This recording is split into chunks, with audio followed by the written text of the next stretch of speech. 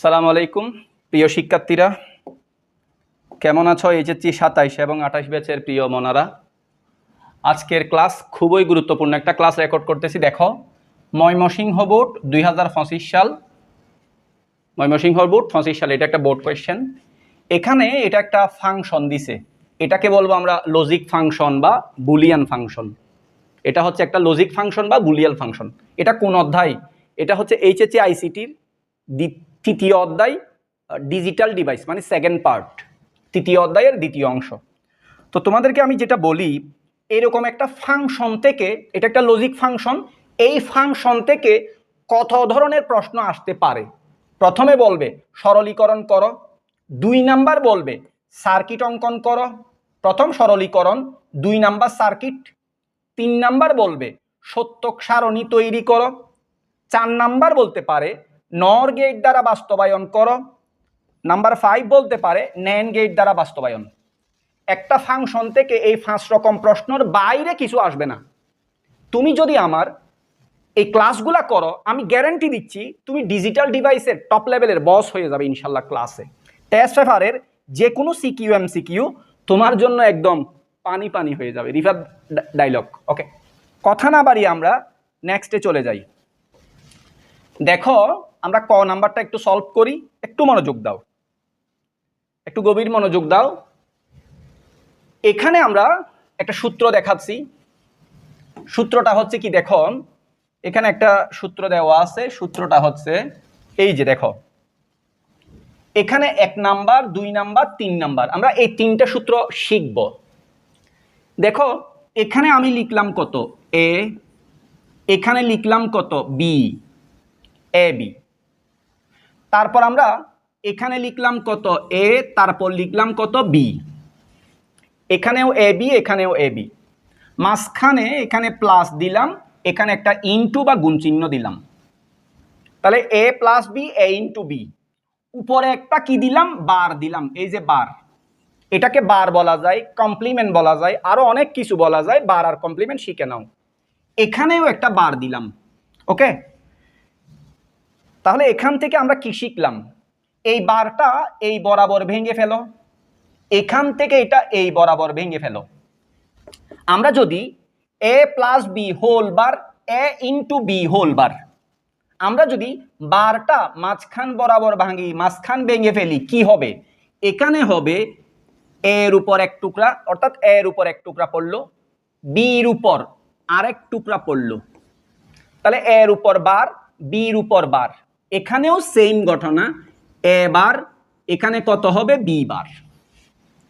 বার যখন আলাদা করবে, যোগ থাকলে এটা গুণ হয়ে যাবে, বার আলাদা করলে গুণ থাকলে যোগ হবে। এই দুইটা, এগুলা হচ্ছে ডি মর্গানের উপপাদ্য। কিসের উপপাদ্য? ডি মর্গানের।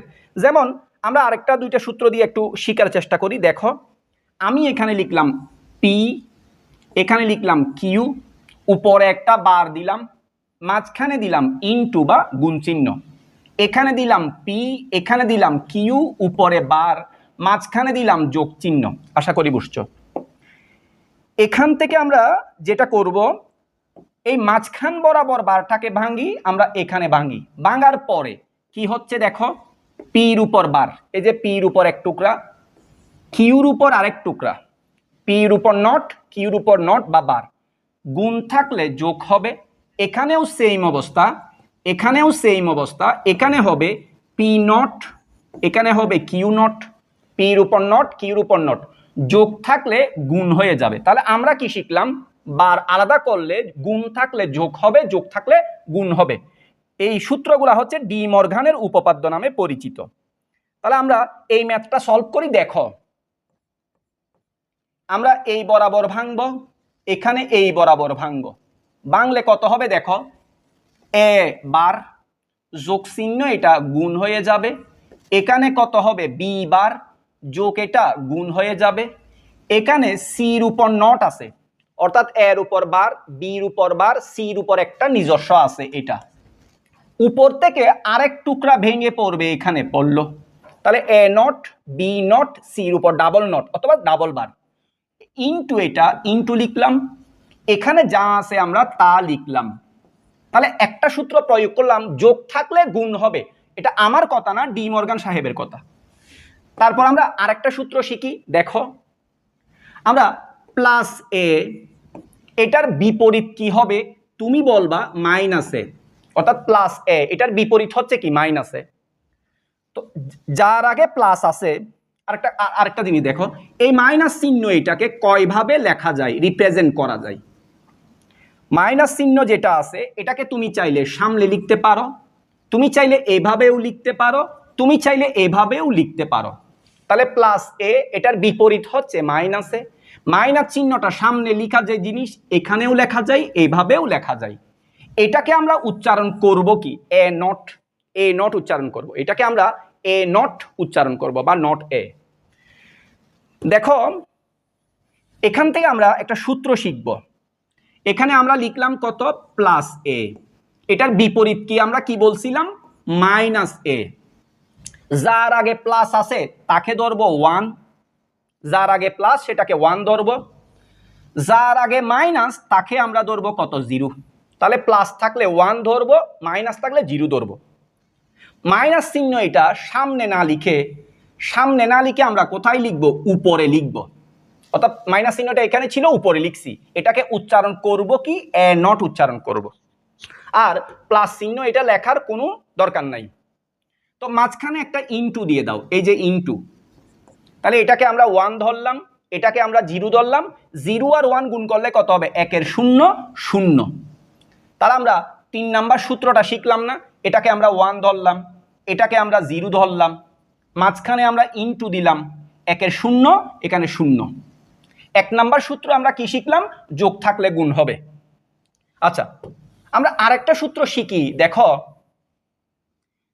2 নাম্বার সূত্রটা দেখো। এখানে আমরা লিখলাম মাইনাস এ, এখানে মাইনাস এ, ব্র্যাকেটের বাইরে আরেকটা মাইনাস, একটা ব্র্যাকেটের ভিতরে মাইনাস, আরেকটা কোথায় লিখলাম? ব্র্যাকেটের বাইরে মাইনাস লিখলাম। আমরা ব্র্যাকেটের ভিতরে যে মাইনাস আছে সেটা এখান থেকে আমরা সরাই ফেলবো। এখান থেকে সেটা সরানোর পরে সেটা আমরা কোথায় লিখব? আমরা সেটা উপরে, অর্থাৎ সামনে ছিল সেটা আমরা উপরে লিখছি। এইখানে, এখানে ছিল, এখানে লিখছি। ওকে, তো ভিতরেরটাকে যখন এখান থেকে উপরে সরাইছি, বাইরেরটা কান্নাকাটি শুরু করছে। তো আমরা বাইরেরটাও এখান থেকে মুছে দিলাম, এখান থেকে আমরা মুছে দিয়ে বাইরেরটাকে আমরা কোথায় নিয়ে যাব? বাইরেরটাকেও আমরা উপরে লিখব, এই যে উপরে। তো আমরা কি জানি না এই যে এটা মাইনাস, এটাও মাইনাস, মাইনাস মাইনাস চলে গেলে এই যে এটা এ, এর উপর একটা মাইনাস আর একটা মাইনাস, মাইনাস মাইনাস চলে গেলে থাকবে কত? এ। তাহলে ওই সূত্রটা আমরা একটু প্রয়োগ করার চেষ্টা করি। দেখো, এখানে এ নট, আমরা এখানে এ নট লিখলাম। এখানে এটা কত? বি, আমরা এখানে বি লিখব। এখানে বি নট, আমরা এখানে বি নট লিখব। তাহলে এ নট বি, পাশে কত? B not. মাইনাস মাইনাস চলে গেছে, থাকবে কত? সি। এখানে থাকবে কত? C not. তাহলে বিষয়টা কি দাঁড়ালো? প্রথমে আমরা এই বার, এই যে এখানে ভাঙলাম, এখানে ভাঙলাম, এর উপর নট, বির উপর নট, সির উপর ডাবল নট বা ডাবল বার, তার পাশে কি আছে? B C not. ওকে, আবার এর উপর নট, বির পাশে বি নট লিখলাম, B into B not. Minus, এটাও মাইনাস, এটাও মাইনাস, মাইনাস মাইনাস চলে গেল সি, তার পাশে সি নট, অর্থাৎ সি এর পাশে সি নট। মাইনাস মাইনাস চলে গেছে সি, এখানে সি নট। আমরা আরেকটা সূত্র শিখছিলাম, এটাকে যদি আমরা 1 ধরি, এটা তার বিপরীত, এটা হচ্ছে কি? তার বিপরীত। এটাকে আমরা 0 ধরবো। 0 আর 1 গুণ করলে কত হবে? 1 0 0, এভাবে তুমি মনে রাখিও। তাহলে এখানে আসবে কত? এ নট বি আর বি নট সমান কত? সূত্র 0। সি আর সি নট কত আসবে? 0 আসবে। তাহলে এ নট বি আর বি নট 0, সি আর সি নট 0। 0-র সাথে গুণ করলে কত আসবে? 0। আশা করি এটা খুব সহজভাবে বুঝছো। তোমরা যারা এই ক্লাসটা করতেছো দ্রুত কমেন্ট করে জানিয়ে দাও এটা কেমন বুঝছো। আসসালামু আলাইকুম ওয়া রাহমাতুল্লাহি ওয়া বারাকাতুহু।